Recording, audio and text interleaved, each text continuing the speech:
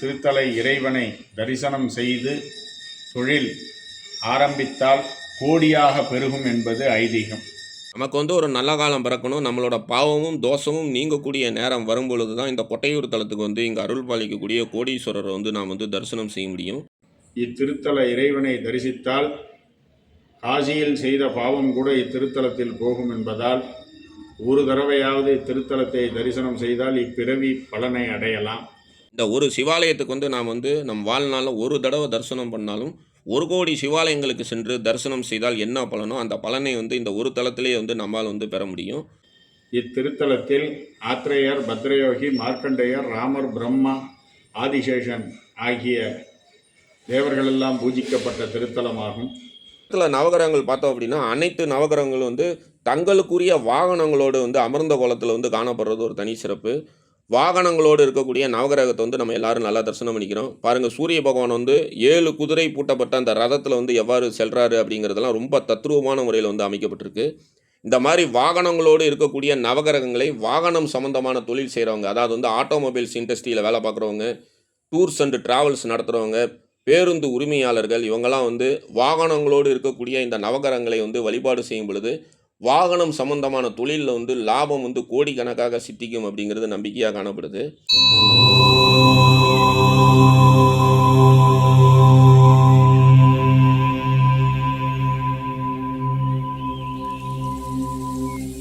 ஆன்மீகத்தோட நட்பு யூடியூப் சேனலுக்கு உங்களை அன்போடு வரவேற்கிறோம். இன்றைக்கி கோடி புண்ணியம் அருளும் கொட்டையூரில் அருள் பாலிக்கக்கூடிய கோடீஸ்வர ஆலயத்தை தரிசனம் பண்ண தான் வந்திருக்கோம். இந்த ஆலயம் எங்கே இருக்குன்னு சொல்லி பார்த்தோம் அப்படின்னா, கும்பகோணத்திலிருந்து சுவாமிமலை செல்லும் சாலையில் கும்பகோணத்திலிருந்து சுமார் 4 கிலோமீட்டர் தொலைவில் தான் காணப்படுது. தஞ்சாவூர்லேருந்து விக்கிரவாண்டிக்கு இப்போ புது பைபாஸ் போட்டிருக்காங்க. இந்த புது பைபாஸில் வந்தோம் அப்படின்னா மேல காவேரி அப்படின்னு சொல்லி இந்த சர்வீஸ் ரோட்டில் இடம் பிரியும். இந்த மேல காவேரி அப்படின்னு சொல்லி இந்த பதாகை காமிக்கக்கூடிய பாதை வழியாக சுமார் ஒரு 800 மீட்டர் பயணம் செய்தோம் அப்படின்னா இன்றைக்கி நம்ம தரிசனம் பண்ணக்கூடிய கொட்டையூரில் அருள் பாலிக்கக்கூடிய கோடீஸ்வர ஆலயத்தை நம்ம எளிதில் அடையலாம். கும்பகோணத்திலிருந்து சுவாமிமலை செல்லும் பேருந்தில் பயணம் செய்து இந்த கொட்டையூர் தலத்தை நம்ம எளிதில் அடையலாம். கொட்டையூரில் பார்த்தோம் அப்படின்னா இந்த மாதிரி ஒரு பதாகையை வச்சுருப்பாங்க, கொட்டையூர் கோடீஸ்வர ஆலயம் சொல்லி. இந்த பதாகை காமிக்கக்கூடிய பாதையில் வலதுபுறம் சென்றோம் அப்படின்னா இன்றைக்கி நம்ம தரிசனம் பண்ணக்கூடிய கோடீஸ்வர ஆலயத்தை நம்ம எளிதில் அடையலாம்.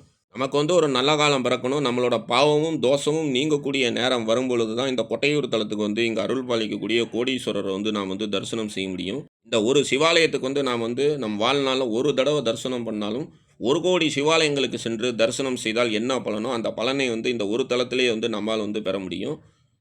நீங்களே இந்த ஆலயத்துக்குள்ளார சென்று சாமி தரிசனம் பண்ணிங்கன்னா எப்படி இருக்குமோ அது மாதிரி தான் இந்த காணொலியானது அமைக்கப்பட்டிருக்கு. நீங்கள் நம்ம சேனலில் சப்ஸ்கிரைப் பண்ணாமல் இருந்தீங்கன்னா மறக்காமல் நம்ம சேனலை சப்ஸ்கிரைப் பண்ணிக்கிங்க. அப்படியே பக்கத்தில் இருக்கக்கூடிய பெல் ஐக்கானை கிளிக் பண்ணிக்கிங்க. அப்போ தான் நம்ம போடுற இந்த மாதிரி ஆலயம் சம்மந்தமான பதிவுலாம் உங்களுக்கு நோட்டிஃபிகேஷனாக கிடைக்கும். வாங்க இந்த தலத்துக்குள்ளார சென்று இங்கே அருள் பாலிக்கக்கூடிய கோடீஸ்வரரை நாம் தரிசனம் பண்ணிடலாம். தேவார பாடல் பெற்ற காவிரி வடகரை தலங்களில் இன்றைக்கி நம்ம தரிசனம் பண்ணக்கூடிய இந்த ஆலயம் 44வது ஆலயமாக காணப்படுது. அதே மாதிரி தேவார பாடல் பெற்ற 276 சிவாலயங்களில் இன்றைக்கி நம்ம தரிசனம் பண்ணக்கூடிய இந்த ஆலயம் 44வது ஆலயமாக காணப்படுது. இந்த தலத்தில் ஒரு முறை நாம் வழிபாடு செய்தாலும் கோடி முறை அருள் தரக்கூடிய அமைப்பில் இந்த தலத்தில் கோடீஸ்வரர் காணப்படுறாரு. அதே மாதிரி இந்த தலத்தில் ஒரு முறை தானம் செய்தால் நமது செல்வம் கோடி கோடியாக பெருகும் அப்படிங்கிறது சித்தர்களோட நம்பிக்கையாக காணப்படுது. ஆதி காலத்தில் பார்த்தோம் அப்படின்னா இந்த தலத்தில் பாவம் செய்தவர்களே வரமாட்டாங்க. ஏன்னா இந்த தலத்துக்குள்ளார கால் வச்சோம் அப்படின்னாலே நம்ம என்ன செய்தாலும் கோடி மடங்காக பெருகும். புண்ணியம் செய்தவர்களோட புண்ணியம் கோடி மடங்காக பெருகிச்சு. பாவம் செய்தவங்க இந்த கோயிலுக்குள்ளே வரத்துக்கே பயந்தாங்க. அப்பொழுது தான் இந்த தலத்தில் இருக்கக்கூடிய அன்னை பந்தாடு நாயகி இந்த தலத்துக்குள்ளே வரக்கூடிய பக்தர்களோட பாவத்தை பந்தாடி களையிற மாதிரி தனது கால்களால் உதைத்து விளக்குனதாக நம்பிக்கையாக காணப்படுது. அதனால தான் இந்த தலத்தில் இருக்கக்கூடிய அன்னையோட திருநாமம் பந்தாடு நாயகி அப்படின்னு சொல்லி அழைக்கப்படுறாங்க. வருகின்ற 31/5/2026 ஞாயிற்றுக்கிழமை மீனா வைஷ்ணவி தேவி டூர்ஸின் ஆன்மீக யாத்திரையில் திருச்சி ரயில் நிலையத்திலிருந்து காலை 6 மணிக்கு புறப்பட்டு இந்த ஆலயத்தை நாம் தரிசனம் செய்திருக்கின்றோம். இந்த ஆலயத்தோடு சேர்த்து மேலும் 8 ஆலயங்களை இந்த யாத்திரையில் நாம் தரிசனம் செய்திருக்கின்றோம். இந்த யாத்திரையில் கலந்துக்கணும் அப்படின்னு சொல்லி நினைக்கக்கூடிய அன்பர்கள் 9655896987 அப்படிங்கிற அந்த ஜிபேனில் யாத்திரைக்கான பயண கட்டணம் ரூபாய் 2500 செலுத்தி இந்த யாத்திரையில் கலந்து கொள்ளலாம். ஆலயத்துக்குள்ளார வந்தோடனே கொடிமர விநாயகர் அருள் பலிக்கிறாரு. கொடிமர விநாயகரை தரிசனம் பண்ணிக்கிறோம். அடுத்தது கொடிமரத்தை தரிசனம் பண்ணிக்கிறோம். அதற்கு அடுத்ததாக பலிபீடம் மற்றும் நந்திபவன் அருள் பலிக்கிறாங்க. பலிபீடம் மற்றும் நந்திபவன் தரிசனம் பண்ணிக்கிறோம். நந்திபவனை தரிசனம் பண்ணிவிட்டு நந்திபவன்கிட்ட அனுமதி வாங்கிட்டு இந்த தலத்துக்குள்ளார சென்று இங்கே அருள் பாலிக்கக்கூடிய கோடீஸ்வரரை நாம் தரிசனம் பண்ணலாம். இந்த தலத்துக்குள்ளார வந்து நாம் வந்தாலே நம்மளோட புண்ணிய பலன்கள் வந்து கோடி மடங்காக பெருகும் அப்படிங்கிறது நம்பிக்கையாக காணப்படுது. வலதுபுறம் பார்த்தோம் அப்படின்னா பந்தாடு நாயகி அன்னையோட சன்னதி வந்து காணப்படுது. சிவபெருமான தரிசனம் பண்ணிட்டு ஆலயத்தோட பிரகாரங்களை வலம் வரும்போது அம்பாளை வந்து தரிசனம் பண்ணலாம். அம்பாள் சன்னதியில் பார்த்தோம் அப்படின்னா தனி நந்தியோட வந்து அம்பாள் வந்து அருள் பாலிக்கிறது ஒரு தனி சிறப்பு. அடுத்ததாக பார்த்தோம் அப்படின்னா கோபுரம் வந்து காணப்படுது. ராஜகோபுரத்துக்கு கீழே விநாயகர் மற்றும் முருகபெருமான் வந்து அருள் பாலிக்கிறாங்க. விநாயகரை வந்து தரிசனம் பண்ணிக்கலாம் வாங்க. ராஜகோபுரத்துக்கு கீழே இருக்கக்கூடிய விநாயகரை வந்து நாம் வந்து வழிபாடு செய்துக்கிறோம். இன்றைக்கி நமக்கு இந்த ஆலயத்தில் நல்லபடியாக தரிசனம் அமையணும் அப்படின்னு சொல்லி விநாயகரை வழிபாடு செய்துட்டு இந்த தலத்துக்குள்ளார சென்று இங்கே அருள் பாலிக்கக்கூடிய மூலவர் கோடீஸ்வரரை வந்து நாம் வந்து தரிசனம் பண்ணிடலாம். வலதுபுறம் பார்த்தோம் அப்படின்னா முருகபெருமான் வந்து அருள் பாலிக்கிறாரு. முருகபெருமான் வந்து நம்ம எல்லாரும் நல்லா தரிசனம் பண்ணிக்கிறோம். அதே மாதிரி 64 சிவ வடிவங்களில் முகலிங்க மூர்த்திக்கான வடிவமாக இந்த தலத்தில் இருக்கக்கூடிய மூலவர் வந்து காணப்படுறது ஒரு தனி சிறப்பு. சிவபெருமானுக்கு வந்து 64 வடிவங்கள் உள்ளது. அந்த 64 வடிவங்களில் முகலிங்க மூர்த்திக்கான வடிவமாக இந்த தலத்தில் இருக்கக்கூடிய சிவபெருமான் வந்து காணப்படுறாரு. ஆலயத்துக்குள்ளார வந்தோடனே அந்த மனுநீதி சோழனோட அந்த வாழ்க்கை வரலாறை விளக்கக்கூடிய அந்த சிற்பங்கள் வந்து ரொம்ப அழகான முறையில் வந்து செதுக்கி காணப்படுது. இது எல்லாத்தையுமே பார்த்துட்டு இந்த தலத்துக்குள்ளார சென்று இங்கே அருள் பாலிக்கக்கூடிய மூலவரை தரிசனம் பண்ணிடலாம். இவர் தான் இந்த தலத்தில் அருள் பாலிக்கக்கூடிய மூலவர் கோடீஸ்வரர். ஒரு முறை தரிசனம் செய்தாலும் கோடி முறை வந்து அருளக்கூடிய அமைப்பில் இந்த தலத்தில் வந்து கோடீஸ்வரர் வந்து காணப்படுறது ஒரு தனி சிறப்பு. நம்மளோட புண்ணிய பலன்களை வந்து கோடி மடங்காக நமக்கு வந்து பெருக்கி தரக்கூடிய கோடீஸ்வரரை வந்து நம்ம நல்லா தரிசனம் பண்ணிக்கிறோம். ஆமணக்கு செடிக்கு வந்து சமஸ்கிருதத்தில் வந்து ஏரண்டம் அப்படிங்கிற ஒரு பேர் உண்டு. தமிழில் வந்து கொட்டை முத்து செடி அப்படின்னு சொல்லுவாங்க. இந்த தலத்தில் வந்து ஆமணக்கு செடியோட அடியில் வந்து சிவபெருமான் வந்து சுயம்புவாக வந்து உருவானதுனால இந்த ஊர் வந்து கொட்டையூர் அப்படின்னு சொல்லி அழைக்கப்படுது. மேலும் இந்த தலத்தில் இருக்கக்கூடிய மூலவர் லிங்கத்தோட பானத்துக்கு மேல் பகுதி முழுவதும் பார்த்தோம் அப்படின்னா ஆமணக்கு காய்கள் வந்து கொத்து கொத்தாக இருப்பது போன்ற அந்த அமைப்பு வந்து காணப்படும். ஆலயத்தோட பிரகாரங்களை வளரும் போது இந்த இடத்துல வந்து ஹேரண்ட மகரிஷி வந்து காணப்படுறாரு. காவேரி அன்னை வந்து இன்றைக்கி வந்து கும்பகோணத்தில் வந்து பாஞ்சி செல்கிறாங்கன்னா இந்த மகரிஷி தான் வந்து காணணும். அதற்கான வரலாறெல்லாம் வந்து ஆலயத்தோட வெளிப்பிரகாரங்களை வந்து வலம் வரும்போது நம்ம வந்து பார்க்கலாம். மேலும் வந்து ஏரண்ட மகரிஷி கோத்திரத்தில் பிறந்தவர்கள் வந்து அவர்கள் பிறந்த ஜென்ம நட்சத்திர நாள் வரக்கூடிய நாளில் இந்த தலத்துக்கு வந்து இந்த ஹேரண்ட மகரிஷியும் இந்த தலத்தில் இருக்கக்கூடிய கோடீஸ்வரரையும் வழிபாடு செய்யும் பொழுது ஏரண்ட மகரிஷி கோத்திரத்தில் பிறந்தவர்கள் வாழ்வில் ஏற்படக்கூடிய இன்னல்கள் யாவும் நீங்கும். ஏரண்ட மகரிஷியை தரிசனம் பண்ணிவிட்டு இந்த ஆலயத்தோட உள் பிரகாரங்களை வலம் வந்துட்டுருக்கோம். இந்த தலத்தில் வந்து பார்த்தோம் அப்படின்னா சிவபெருமானோட திருநாமம் வந்து கோடீஸ்வரர் என்றும், இந்த தலத்தில் இருக்கக்கூடிய விநாயகரோட திருநாமம் கோடி விநாயகர் என்றும், இந்த தலத்தில் இருக்கக்கூடிய முருகபெருமானோட திருநாமம் கோடி முருகர் என்றும், சண்டிகேஸ்வரோட திருநாமம் கோடி சண்டிகேஸ்வரர் என்றும், அம்பாள் வந்து கோடி பந்தாடு நாயகி அப்படின்னு சொல்லி அழைக்கப்படுறாங்க. எல்லாமே வந்து கோடி மடங்காக நமக்கு வந்து பெருக்கி தரக்கூடிய ஆலயமாக இந்த ஆலயம் வந்து காணப்படுது. குறிப்பாக புதிதாக தொழில் தொடங்கக்கூடிய அன்பர்கள் இந்த தலத்தில் வந்து வழிபாடு செய்த பிறகு நம்மளோட தொழிலை தொடங்கணும் அப்படின்னா தொழிலில் வந்து கோடிக்கணக்கான தொகை வந்து லாபமாக கிடைக்கக்கூடிய அந்த அமைப்பு வந்து கிடைக்கும். இங்கே வந்து பஞ்ச சிவலிங்கங்கள் வந்து காணப்படுறாங்க. இந்த பஞ்ச சிவலிங்கங்களையும் நாம் வந்து தரிசனம் பண்ணிக்கிறோம். இந்த தலத்தில் அருள் பாலிக்கக்கூடிய மூலவரோட திருநாமம் கோடீஸ்வரர் என்றும், அம்பாலோட திருநாமம் பந்தாடு நாயகி என்றும், சமஸ்கிருதத்தில் வந்து கந்துக கிரீடாம்பாள் அப்படின்னு சொல்லி அழைக்கப்படுறாங்க. இந்த ஆலயத்தோட தலவிருட்சமாக ஆமணக்கு செடி வந்து காணப்படுது. மூலவரோட விமானத்தை வந்து எல்லாரும் நல்லா தரிசனம் பண்ணிக்கிங்க. மூலவரோட விமானத்தை தரிசனம் பண்ணுறது கோடி புண்ணியத்துக்கு சமம். அதுவும் கோடீஸ்வர தலத்தில் இருக்கக்கூடிய மூலவரோட விமானத்தை தரிசனம் பண்ணுறது கோடி இன்ட்டு கோடி மடங்கு புண்ணியம் வந்து நமக்கு வந்து சித்திக்கும். ஆலயத்தோட பிரகாரங்களை வளம் வரும்போது நர்தன விநாயகரை வந்து தரிசனம் பண்ணுறோம். நர்தன விநாயகரை தரிசனம் பண்ணிவிட்டு அடுத்ததாக வந்தோம் அப்படின்னா அடுத்தது வந்து தட்சிணாமூர்த்தி வந்து அருள் பாலிக்கிறாரு. தட்சிணாமூர்த்தியை வந்து தரிசனம் பண்ணிக்கிறோம். இந்த தலத்தில் தட்சிணாமூர்த்தி வந்து பார்த்தோம் அப்படின்னா பாதம் மாதிரி வந்து அமர்ந்து காணப்படுறது ஒரு தனி சிறப்பு. தட்சிணாமூர்த்தி வந்து நம்ம எல்லாரும் நல்லா தரிசனம் பண்ணிக்கிறோம். இவரை வியாழக்கிழமையில் நாம் தீபமேற்றி வழிபாடு செய்யும் பொழுது மாணவ மாணவிகள் கல்வி கேள்வியில் வந்து சிறந்து விளங்கலாம். மேலும் திருமண தடையால் பாதிக்கப்பட்டவர்கள் இந்த தலத்தில் வந்து வழிபாடு செய்யும் பொழுது திருமண தடையெல்லாம் நீங்கி மிக விரைவிலே வந்து திருமணம் வந்து கைகூடும். அடுத்ததாக கோடி விநாயகரை வந்து நம்ம வந்து தரிசனம் பண்ண இருக்கின்றோம். இந்த தலத்தில் இருக்கக்கூடிய விநாயகரை வந்து நல்லா நம்ம உற்று பார்த்தோம் அப்படின்னா விநாயகரோட மேனி முழுவதும் வந்து கோடிக்கணக்கான விநாயகர் வந்து அருள் பாலிக்கிற மாதிரி காணப்படுவாங்க. பத்திரயோகி முனிவருக்கு இந்த தலத்தில் இருக்கக்கூடிய விநாயகர், சிவபெருமான், அம்பாள், சண்டிகேஸ்வரர், முருகன் ஆகியோர் வந்து கோடி மடங்காக வந்து காட்சி அளித்ததுனால இந்த தலத்தில் இருக்கக்கூடிய இந்த விநாயகரோட திருநாமம் கோடி விநாயகர் அப்படின்னு சொல்லி அழைக்கப்படுறாரு. 1 கோடி சிவாலயங்களுக்கு சென்று அங்கே இருக்கக்கூடிய விநாயகரை வழிபாடு செய்தால் என்ன பலனோ அந்த பலனை வந்து இந்த தலத்தில் இருக்கக்கூடிய இந்த ஒரு விநாயகரை வழிபாடு செய்யும் பொழுதே நமக்கு வந்து கிடைக்கும். விநாயகர் சன்னதியிலேருந்து மூலவரோட விமானம், ராஜகோபுரம் எல்லாத்தையும் தரிசனம் செய்துட்டு ஆலயத்தோட உள் பிரகாரங்களை வலம் வந்துட்டுருக்கோம். மிகவும் சக்தி வாய்ந்த மிகவும் பழமை வாய்ந்த தலமாக இந்த ஆலயம் வந்து காணப்படுது. மார்கண்டேய மகரிஷி வந்து வழிபாடு செய்த தலமாகவும், பத்ரயோகி வந்து வழிபாடு செய்த தலமாகவும், ஹேரண்ட மகரிஷி வந்து காவேரி வந்து நல்லபடியாக நமக்கு வந்து கிடைக்கிறதுக்கு வந்து அருள் பாலித்த தலமாகவும் இந்த ஆலயம் வந்து காணப்படுது.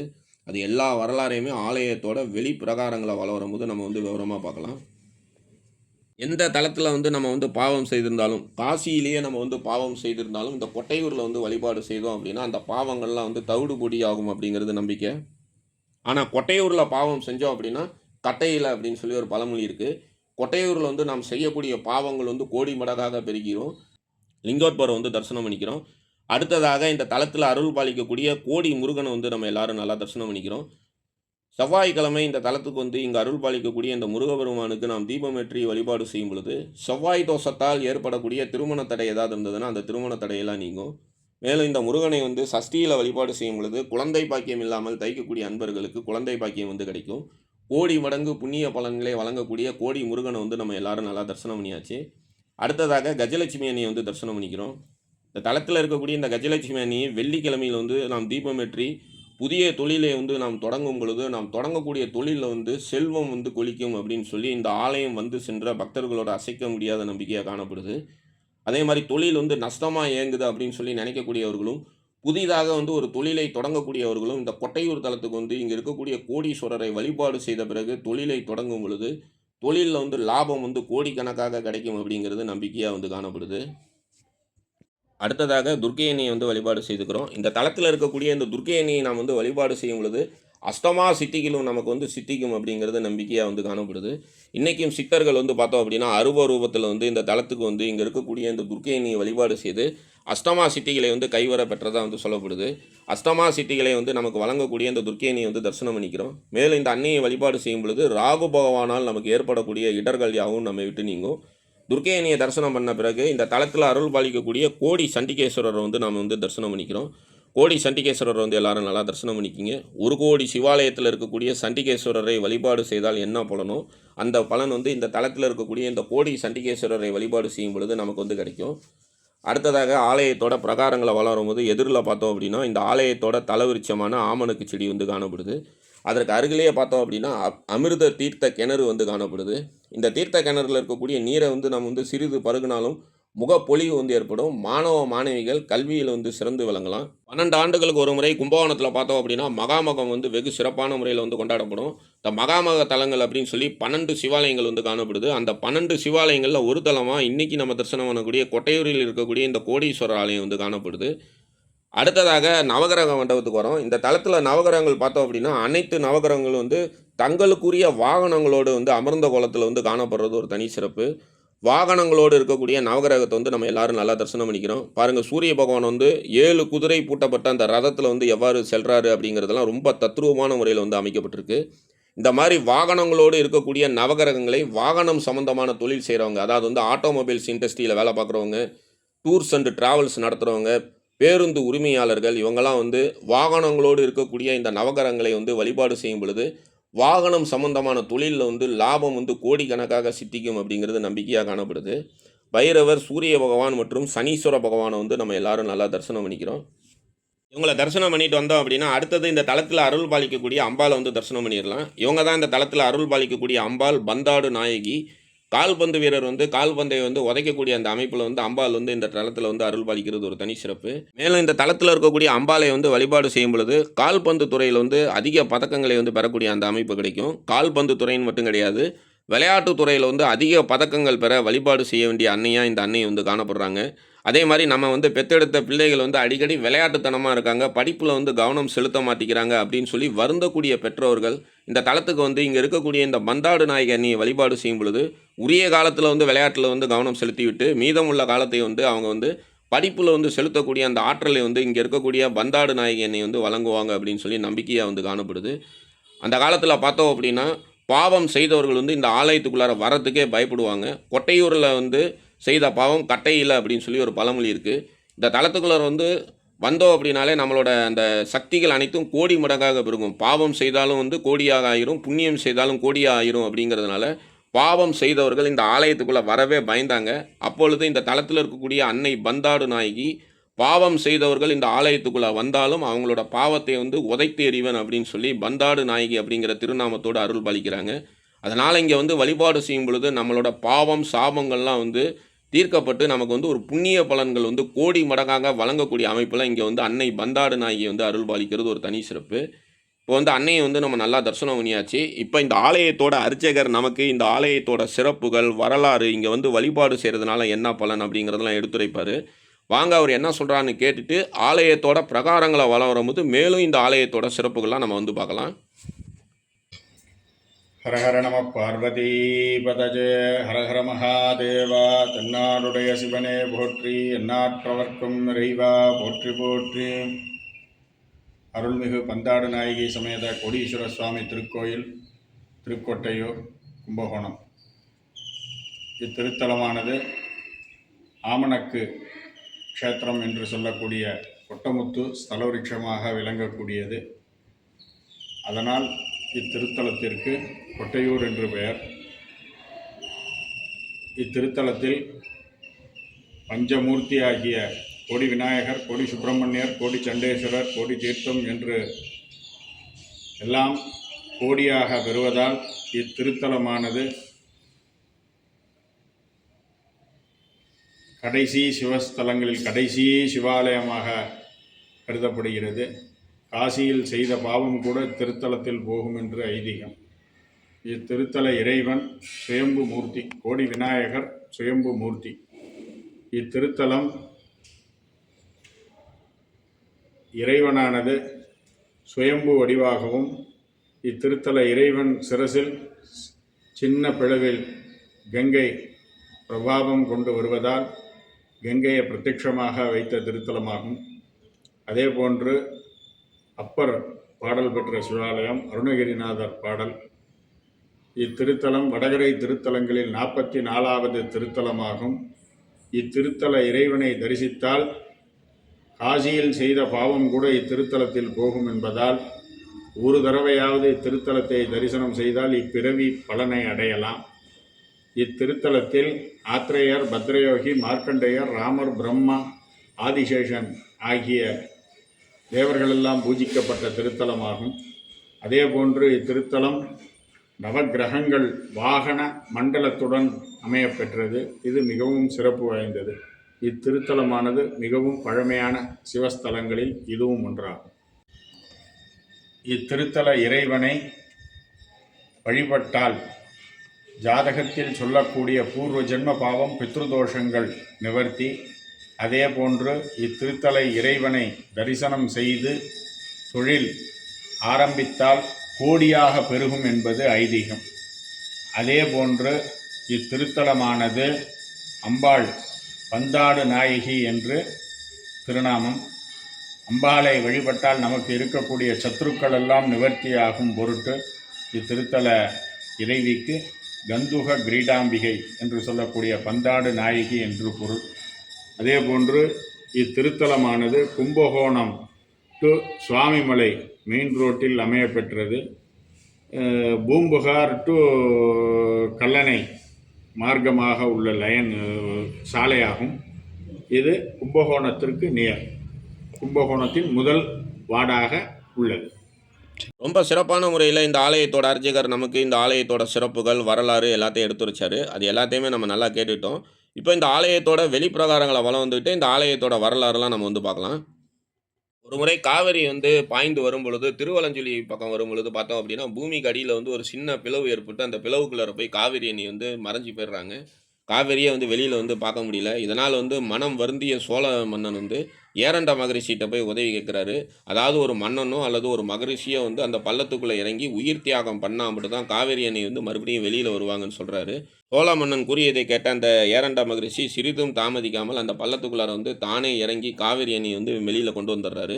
அவரோட உயிரை வந்து தியாகம் பண்ணிடுறாரு. அந்த ஏரண்ட மகரிஷி பார்த்தோம் அப்படின்னா இந்த தலத்துல வந்து பிரகாரத்துல வந்து அருள் பாலிக்கிறாரு. ஏரண்ட மகரிஷி கோத்திரத்தில் பிறந்தவர்கள் வந்து வழிபாடு செய்ய வேண்டிய தலமாகவும் இந்த ஆலயம் வந்து காணப்படுது. இமயமலை சாரலில் பத்ரயோகி அப்படிங்கிற முனிவர் வந்து தவம் செய்துட்டு இருக்காரு. திரிகார்த்த தேசத்தை சேர்ந்த அரசன் மகன் சத்தியாதி என்பவன் வந்து வேட்டையாடி கழித்து முனிவர் இருக்கக்கூடிய இடத்தை நோக்கி வரான். அப்பொழுது வந்து கண்கள் வந்து திறந்திருந்த நிலையிலே வந்து ஆழ்ந்த தவத்தில் வந்து பத்ரயோகி முனிவர் வந்து அமர்ந்திருக்காரு. அரசனோட மகனான இளவரசன் நான் வந்திருக்கேன், என்னைய பார்த்துக்கிட்டே வந்து அவர் வந்து மரியாதை செலுத்தாமல் கண்களை வந்து திறந்தவாறே உட்காந்துருக்காரு அப்படின்னு சொல்லி பக்கத்தில் இருக்கக்கூடிய பிணத்தை வந்து சிதைத்து முனிவர் முன்னாடி போட்டுட்டு அரண்மனைக்கு போயிடுறாரு.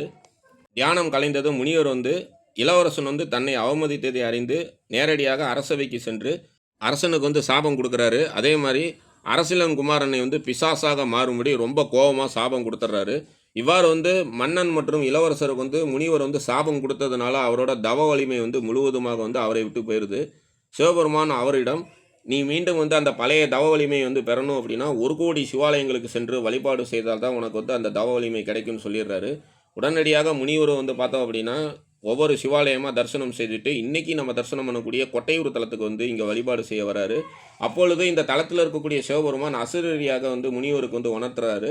இனிமேல் வந்து நீ எந்த தலத்துக்கு யாத்திரை செல்ல வேண்டாம், இந்த தலத்திலேயே வந்து உனக்கு வந்து நான் வந்து கோடி லிங்கமாக காட்சியளிக்கிறேன் அப்படின்னு சொல்கிறாரு. அதே மாதிரி இந்த தலத்தில் ஆமணக்கு செடிக்கு நடுவில் சிவபெருமான் வந்து சுயம்புவாக கோடி லிங்கமாக வந்து பத்திரயோக முனிவருக்கு வந்து காட்சியளித்து அவருக்கு வந்து வரத்தை வந்து வழங்கிய தலமாக இந்த ஆலயம் வந்து காணப்படுது.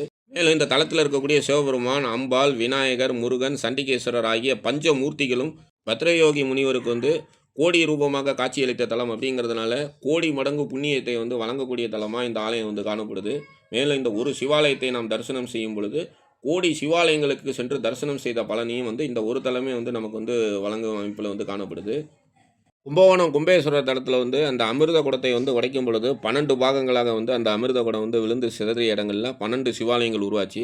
அந்த வகையில் இன்றைக்கி நம்ம தரிசனம் பண்ணக்கூடிய இந்த ஆலயத்தில் வந்து பார்த்தோம் அப்படின்னா அந்த கும்பத்திலிருந்து அமிர்தம் வந்து விழுந்த பகுதியாக வந்து இந்த ஆலயம் வந்து காணப்படுது. 12 சிவாலயங்களில் ஒரு தலமாகவும் இந்த ஆலயம் வந்து காணப்படுது. மகாமகர் தீர்த்த குளத்துக்கு இணையாக இந்த தலத்தில் இருக்கக்கூடிய அந்த அமிர்த கிணறு வந்து காணப்படுறது ஒரு தனி சிறப்பு. கொட்டையூரில் அருள் பாலிக்கக்கூடிய கோடீஸ்வரர் ஆலயத்தை நம்ம நல்லா தரிசனம் பண்ணியாச்சு. இந்த கோயிலுக்கான கூகுள் மேப் லிங்கை கீழே டிஸ்கிரிப்ஷனில் தந்திருக்கேன். அதை பயன்படுத்தி நீங்கள் இந்த ஆலயத்தை வந்து எளிதில் அடையலாம். இந்த வீடியோ பிடிச்சிருந்தோம் அப்படின்னா உங்கள் ஃப்ரெண்ட்ஸ் எல்லாருக்கும் ஷேர் பண்ணுங்கள். மறக்காமல் நம்ம சேனலில் வந்து சப்ஸ்கிரைப் பண்ணிக்கோங்க. ஜாயின் பட்டன் அழுத்தி நம்ம சேனலில் வந்து மெம்பராக ஜாயின் பண்ணுங்கள். நீங்கள் நம்ம சேனலுக்கு ஏதாவது சப்போர்ட் பண்ணணும்னு வச்சிங்கன்னா கீழே தேங்க்ஸ் பட்டன் இருக்குது. டிஸ்கிரிப்ஷனில் வந்து பே லிங்க்ஸ் இருக்குது. மறுபடியும் இதே மாதிரி சிறப்பு வாய்ந்த இன்னொரு ஆலயத்தில் நம்ம எல்லாரும் சந்திக்கலாம். நன்றி, வணக்கம்.